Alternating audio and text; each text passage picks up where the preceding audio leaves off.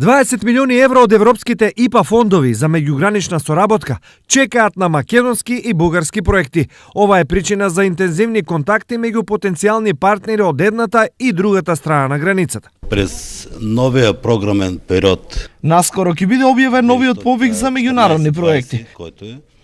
Се надеваме дека и во иднина ќе аплицираме на нив, како во соработка со општина Штип, така и со други општини од регионот.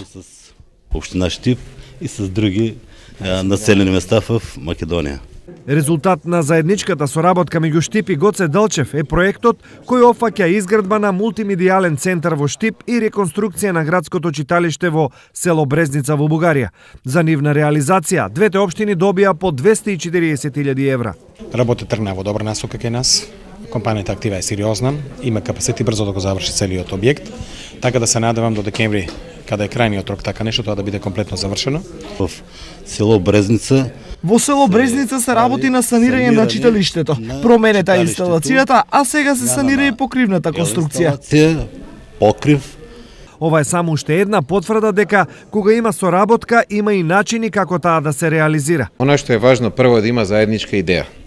Заедничка идеја за проекти, да се види како да се спремат и понатака, јас секогаш викам дека ако има добра идеја, пари има. Има различни програми, значи имаме среќа, имаме програми на Европската унија, оде предпристапните фондови се тука, билатералната соработка со многу земји, значи различни амбасади, грантови.